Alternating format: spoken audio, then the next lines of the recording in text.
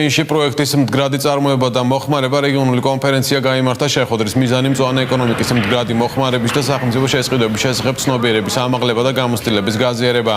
შეხვედრაზე ყურადღება გამახვილდა სახელმწიფო შესყიდვებისას ეკოლოგიურად სუფთა პროდუქციის წარმოებასა თუ მოხმარების მიწოდებასთან საკითხებზე.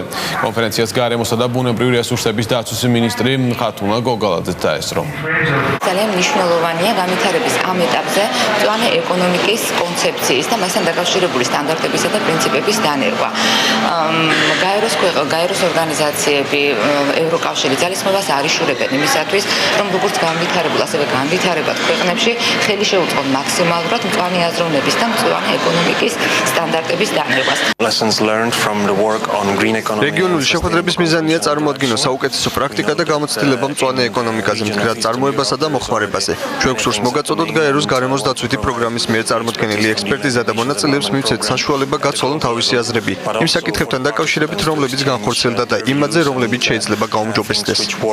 საქართველოს მთავრობა ძალიან დიდ მნიშვნელობას ანიჭებს მდგრადი ეკონომიკური განვითარების კონცეფციას და იგი საკმაოდ კარგად არის ასახული საქართველოს მთავრობის ძველვადიანი სოციალურ-ეკონომიკური განვითარების სტრატეგიაში.